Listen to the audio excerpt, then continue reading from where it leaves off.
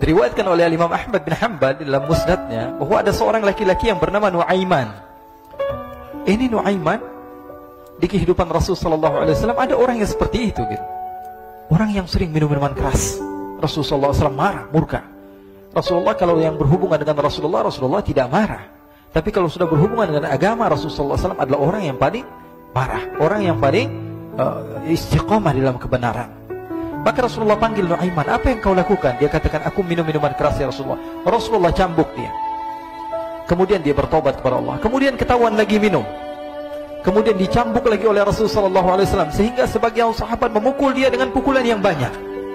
Sehingga apa yang berlaku? Sebagian sahabat mengatakan, la'natullahi ala Nuaiman. Semoga Allah melaknat Nuaiman. Dia mempermainkan Rasulullah. Dia bilang sudah mau taubat tapi minum lagi. Dia bilang sudah mau taubat tapi minum lagi. Maka Rasulullah SAW mengatakan, la tal'anuh fa innahu yuhibbullah wa rasulah. Kata Rasulullah, jangan kamu laknat Nuaiman, karena dia itu cinta sama Allah, cinta sama Rasulnya. Dalam riwayat dia dicintai Allah dan dicintai oleh Rasulnya Muhammad sallallahu alaihi wasallam. Ibn Majah menceritakan bahwa Nuaiman ini pernah suatu waktu diajak oleh Sayyidina Abu Bakar pergi ke negeri Syam. Negeri Syam itu di mana? Seperti yang diceritakan tadi, antara daerah Suriah, Lebanon, Yordania, kemudian Palestina.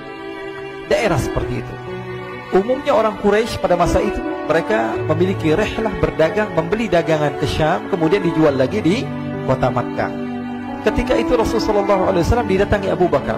Sayyidina Abu Bakar mengatakan kepada Rasulullah, ya Rasulullah, saya mau izin ya Rasulullah. Mau apa? Saya mau ajak dua sahabat kamu ini ikut berdagang ya Rasulullah. Siapa kata Rasul? Nuaiman. Kata Rasulullah, Nuaiman kamu mau ajak? Mau ngapain? Biar seru-seruan aja ya Rasulullah. Kata Rasulullah, ya sudah, saya izinkan kamu bawa Nuaiman. Ketika itu Sayyidina Abu Bakar membawa Nuaiman sama satu sahabat namanya Suwaibid ibn Harmalah. Siapa namanya? Suwaibid ibn Harmalah. Ini sahabat Rasulullah SAW yang memiliki sifat yang berbeda-beda. Kalau Nuaiman ini aneh. Pernah Rasulullah SAW dibawain makanan banyak, dikasih Rasulullah, dikasih sahabat semua. Semuanya sudah makan, tiba-tiba si Nuaiman ini, sahabat Nabi Nuaiman mengatakan kepada Rasulullah, ya Rasulullah, ini yang penjualnya, tolong kau yang bayar ya Rasulullah. Makanan udah habis. Makanan udah habis. Rasulullah SAW bingung, saya yang bayar. Akhirnya Rasulullah katakan kepada sahabat, ayo keluarkan uang, kita patungan, kita bayar. Rasulullah aja dimainin, apalagi kita orang. Sallu ala Nabi Muhammad. Nuaiman diajak Sayyidina Abu Bakar. Kata Rasulullah SAW, benar kamu mau ajak Nuaiman? Iya ya Rasulullah. Diajaklah. Diceritakan dalam riwayat Ibn Majah, diceritakan juga di dalam Siyar A'lam Nubala, diceritakan juga di dalam Musnadnya Imam Ahmad bin Hanbal, dalam riwayat Imam Ahmad bin Hanbal. Maka diceritakan Nuaiman diajak oleh Sayyidina Abu Bakar. Sesampainya di negeri Syam, semua dibagi tugas. Fulan bin Fulan kerjaannya ini, Fulan bin Fulan kerjaannya ini, semua memiliki kerjaan. Nuaiman tanya, wahai Abu Bakar, kerjaannya saya apa wahai Abu Bakar? Kata Sayyidina Abu Bakar, kamu mau ngapain terserah kamu wahai Nuaiman. Yang penting kamu ikut saya kan. Kemudian satu di antara mereka namanya Suwaibid ibn Harmalah. Ditanya oleh Sayyidina Abu Bakar, wahai Suwaibid, kamu mau kerjaan apa? Kata Suwaibid, terserah kamu wahai Abu Bakar. Kata Sayyidina Abu Bakar, kamu menjaga makanan, karena saya tahu kamu ini adalah orang yang senantiasa menjaga amanah. Suwaibid ini kalau disuruh maju dia maju, disuruh mundur dia mundur, disuruh ke kanan dia ke kanan, disuruh ke kiri dia ke kiri. Orang yang ikut aja. Kalau Nuaiman beda, disuruh maju dia ke belakang, asisten kanan ke kiri belok. Nuaiman itu orang yang berbeda. Maka Suwaibid mendapatkan tugas, semua mendapatkan tugas kecuali Nuaiman. Sehingga ikhwani, apa yang berlaku, apa yang terjadi? Sayyidina Abu Bakar pergi sibuk dengan kesibukannya, sehingga datanglah waktu siang. Nuaiman sudah lapar. Nuaiman cari makanan. Dia nggak punya uang, diajak Sayyidina Abu Bakar tapi tidak diberikan uang. Sehingga dia cari-cari makanan. Dia tahu Suwaibid yang jaga makanan. Dikatakan, wahai Suwaibid, saya mau makan, berikan kepada saya satu roti saja. Yang terpenting apa? Saya makan sekarang, saya sudah lapar. Kata Suwaibid, ya Allah Nuaiman, kita tunggu Abu Bakar saja sehingga dia datang, karena ini amanat. Amanat dari Abu Bakar, saya tidak boleh berikan kepada siapapun kecuali atas izin Abu Bakar. Kata Nuaiman, kasih saya makanan, kalau tidak saya bikin masalah sama kamu. Merah wajahnya Suwaibid, karena dia tahu, jangankan saya, Rasulullah aja dimainin. Bingung, apa yang harus saya lakukan? Akhirnya Akhirnya Nuaiman bilang, gampangannya aja, kata Nuaiman, kamu kasih saya makanan, atau kalau tidak saya bikin masalah sama kamu. Bingung Suhaib pikir panjang. Setelah itu dia katakan, ya sudah Nuaiman, saya tetap mau jaga amanah Abu Bakar, karena saya takut ini adalah perintahnya Allah, perintahnya Rasulullah SAW, dan perintah daripada Abu Bakar, sahabatnya Nabi. Kata Nuaiman, kalau memang begitu kamu maunya, ya sudah, berarti kamu ngajakin berantem sama saya. Nuaiman pergi ke pasar. Dia cari-cari tempat penjualan hamba sahaya. Dia lihat-lihat beberapa hamba sahaya. Ini berapa harganya? Ini katanya 10 qalanis. Ini berapa? Ini harganya, hitungan orang zaman dahulu. Kita sih hitung seperti dirham, berapa ratus dirham gitu. 200 dirham. Yang ini berapa? 300 dirham.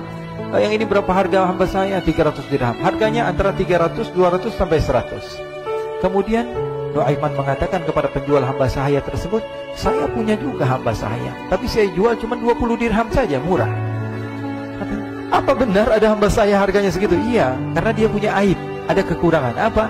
Nanti kalau kalian tangkap, dia bakalan teriak, saya ini bukan hamba sahaya, tapi orang merdeka. Akhirnya semua orang berkumpul mau beli. Ini Nuaiman sama Nuaiman diajak ke Suhaib bin Harmalah tadi. Kata Nuaiman, itu ada orang yang berdiri sedang menjaga makanan, itu hamba sahaya saya, tangkap saja. Oh, baik.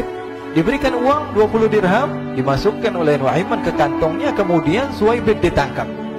Ketika ditangkap, Suhaib teriak, saya bukan hamba saya orang merdeka. Maka orang-orang tersebut mengatakan, saya sudah tahu kekurangan kamu. Ini memang kekurangan kamu, memang kamu, tapi saya tidak perlu dengan bacot kamu, yang penting kerjanya kamu gitu. Ya kan hamba saya untuk apa? Untuk kerja. Mau dia ngomong apa, mau ngomel, terserah, yang penting dia mau kerja. Akhirnya ditangkaplah Suhaib dan dijual di pasar. Nuaiman punya uang banyak ini. Dia beli makanan, dia beli minuman, dia beli hadiah buat Rasulullah. Dia beli macam-macam di negeri Syam ini. Waktu itu adalah superpower, adidaya Romawi. Pada masa itu semua barang mahal, tapi Nuaiman banyak uangnya. Dia belanja ini, belanja itu, sehingga Sayyidina Abu Bakar pun pulang. Ketika Sayyidina Abu Bakar pulang, Sayyidina Abu Bakar cari, mana ini Suhaib? Kita semua sudah lapar. Kata Nuaiman dengan mudahnya dia mengatakan, sudah saya jual wahai Abu Bakar. Maka Sayyidina Abu Bakar bertanya, apa yang kau lakukan wahai Nuaiman? Diceritakan oleh Nuaiman dengan jujur. Nuaiman ini orangnya apa adanya, tapi nyusahin. Saya jual. Akhirnya dibawa oleh Nuaiman, Sayyidina Abu Bakar pergi ke mana? Ke pasar. Lalu dibeli lagi oleh Sayyidina Abu Bakar As-Siddiq, Suhaib yang tadinya orang merdeka menjadi hamba sahaya sebentar, kemudian dibeli lagi oleh Sayyidina Abu Bakar. Pulang ke Madinah, kisah ini diceritakan di hadapan Rasulullah SAW. Maka perawi mengatakan, fadhahikan nabiyyu hatta badat nawajiduhu. Ketika diceritakan kisah Nuaiman tersebut dengan Suhaib, Rasulullah tertawa sejadi-jadinya, sehingga gigi geraham Rasulullah SAW nampak di wajah mata para sahabat. Sehingga perawi lain mengatakan, 1 tahun berlalu Rasulullah, setiap ada tamu yang datang kepada Rasulullah akan ceritakan kisah Nuaiman menjual Suhaib tersebut. Jadi ada ikhwani, jangan kalian kira Rasulullah SAW itu hidup di satu masa sahabat-sahabatnya itu seperti ustadz-ustadz yang khusyuk, yang kayak Habib bin Anis ini banyak. Bahkan ikhwani, pernah suatu waktu Rasulullah SAW didatangi ashraf, delegasi dari beberapa negara yang ingin mengenal apa itu agama Islam. Sehingga mereka datang ke rumah Rasulullah SAW membawa unta, kendaraan yang ketika itu kendaraan yang paling mahal mereka miliki, itu untanya yang paling mewah. Diikat di depan rumah Rasulullah SAW.